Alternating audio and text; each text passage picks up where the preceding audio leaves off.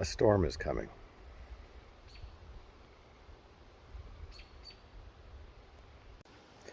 This video is not going to be designed to go viral like I try and make most of my videos. I'm just going to talk about myself mostly, and again, gratitude for the people who are helping me.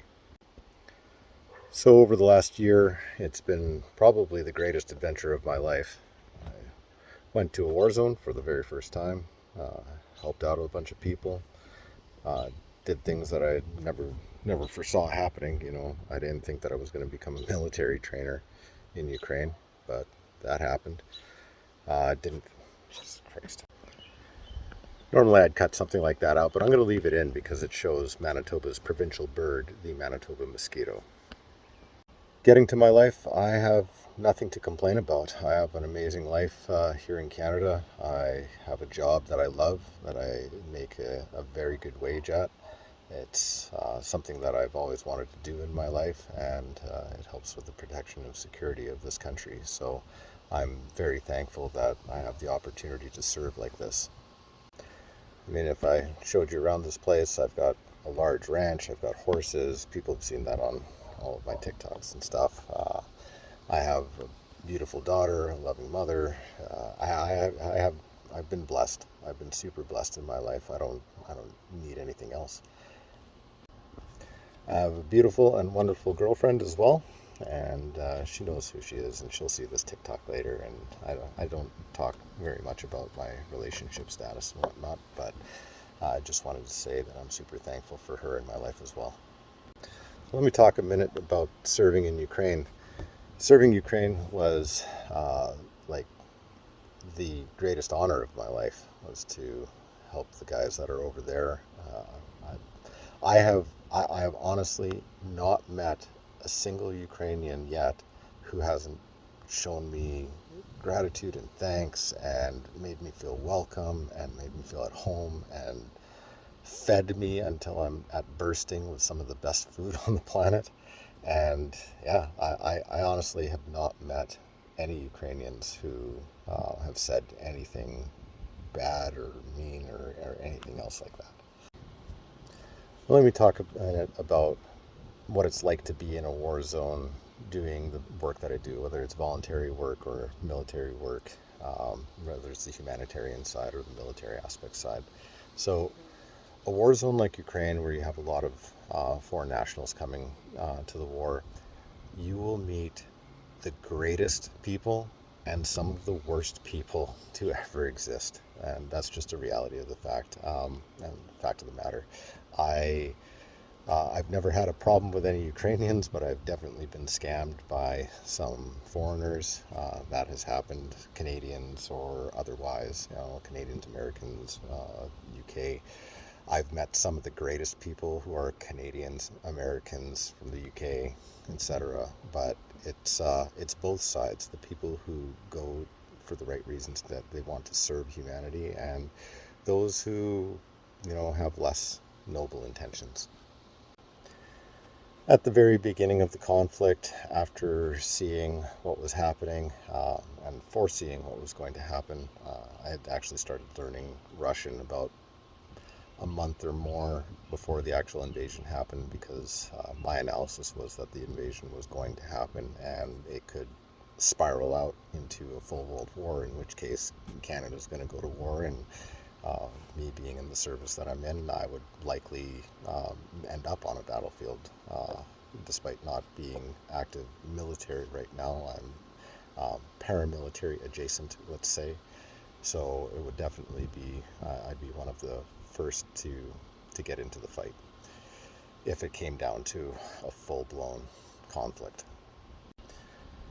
My reasoning to go over to Ukraine was, after I saw the invasion and saw pictures of what was, or videos of what was going on in Kyiv, with young children filling up Molotov cocktails, and then very, very young adults, doing things like an 18-year-old guarding a bridge by himself, saying things like, yeah, I'm here to guard this bridge. I'm like, against what? The Red Army? Like, you're alone. This is terrible.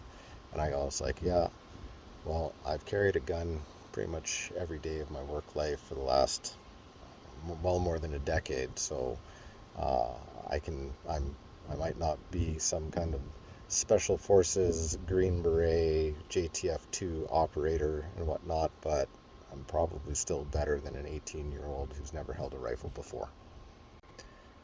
And so when President Zelensky announced that he was going to open up a Foreign Legion, was something that I was looking for, and I signed up with the Ukrainian embassy in Canada for it, was actually accepted for it, and then I think what ended up happening in all of that was that they just get inundated with so many emails and so many messages that they started prioritizing down to, like, if you're special forces JTF2 operator kind of deal, it's like you're the guy that we're going to concentrate on, and the other people who are like law enforcement or a little bit lower down the military scale, they ended up they just couldn't process us at the time. So instead, I took a leave of absence from work, got permission to go, and formed a small team, and we went over, and I ended up operating over there for 4 months. Guys like my friend Pedro, he was only able to go for a month and did a lot of work in the Lviv area, getting refugees out. My friend Ian, he ended up down in Odessa, and then we split off. So because he had a lot of drone operating capabilities, so he ended up teaching drone operators up in Kharkiv and helping the offensive up in the Kharkiv region, and I ended up teaching in the Odessa region using my skills. It's not much to teach basic rifleman type skills. To guys who've never shot a rifle before, potentially. So, and especially being supported by some U.S. Marines, U.S. Army, UK Army, those kind of guys. They did the big Army stuff, and I taught a lot of the basics. And that's kind of the brief rundown of what I did for those 4 months in Ukraine. Since then, I did a quick mission back to Ukraine to bring the guys who are now on the front lines in the Kherson region, brought them a bunch of medical gear and other life stuff, even little camp stove cooking things, because it's pretty rough. They're living in villages and stuff, and with no power. During winter, they're literally heating by wood stove, that kind of thing. So I brought them whatever I could, whatever they were asking for that was within my reach for all of the people who are helping. So, and again, I want to be super grateful to the people who are continuing to help. This next mission, I'm leaving in a few weeks. I will be in Ukraine bringing vehicles to guys like Doc Artem. There's my sergeant who's still fighting over there. He also needs a vehicle and is part of a reconnaissance and medical unit. And those are the guys who need the support. Nobody is sending me money. Like, I want to make that clear. All of the donations that I get, either gifts through TikTok or direct donations that you're sending to the PayPal or GoFundMe, none of that is my money. None of that is coming to me. I use it all for Ukraine.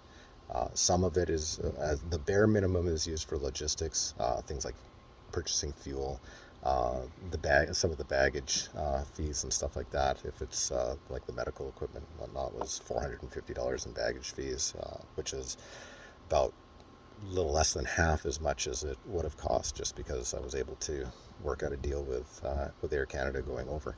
So again, I'm always held accountable to the highest standards. I don't want to get into trouble with Canada Revenue Agency or with my employer or anything else. I'm held to a high ethical standard, so I will always bring the receipts. I will always be transparent with everything that I'm doing, and you can take that to the bank. Like, that's just the person that I am. Again, I don't need any of the money.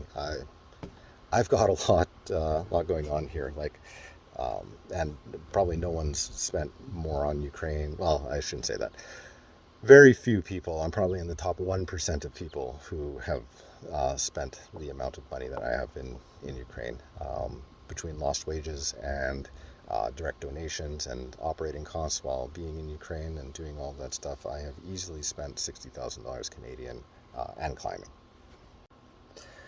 One of the hardest things for me, though, is making these TikTok videos. I have a very limited amount of time. I work full time, and then I work full time because I do a little bit of farming here in Manitoba, and it's farming season right now. Like, I've been working on fields, and my last live was what I called Tractor ASMR because I was just going around and around and around in the field, and that's what you get. Like, I just don't have time really to go live, to do all of these videos. I'm not a daily video kind of guy. I'm lucky if I'm a once a week video kind of guy.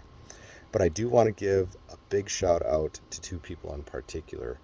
The first guy is D-Rock, Derek, who is living in Odessa now. He's a Canadian who moved back with his fiance back to Odessa after bringing her here into Canada for a little while.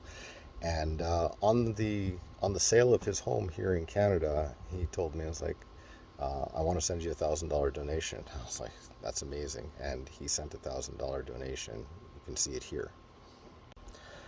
And then the other day when he saw it was at like $4,200, I guess that was last week. I was like, how much to get you to 5,000 US? I was like, I don't know, maybe about $800. A few other people had donated. And so he sent another $800 Canadian. So his total donation is $1,800. And I am shocked and amazed by that. I am so grateful for Derek's contribution. I mean, that's over 1/10 of the entirety of the goal for two vehicles. Like, it's just absolutely amazing. And the second person I want to give a shout out to is my mom. She has donated $1,000 US, so another 10th of the entirety of the goal. So 2/10, 1/5 of the entirety of the goal came from two people. And lastly, I just want to say I have close to 37,000 followers on here. I know that most people don't actually see my videos. It's not even that I'm shadow banned. It's just most people just don't see my videos. Just the way the algorithm goes. So if you could spare $1, if I had 37,000 people spare $1, less than a cup of coffee, I'd buy like 6 vehicles or more, maybe. It would be absolutely amazing. So if you have $1, $5, it's enough. Honestly, it's enough. So if you can help out in some other way, I've got a few more weeks to make up $5,000, maybe a little less than $5,000. Anything will help. Thank you so much. If you've made it all the way through this video, you're probably just one of my followers who likes hearing me talk. So anyways, I'll end it here. Slava Ukraini, Heroyam Slava. Have a good night.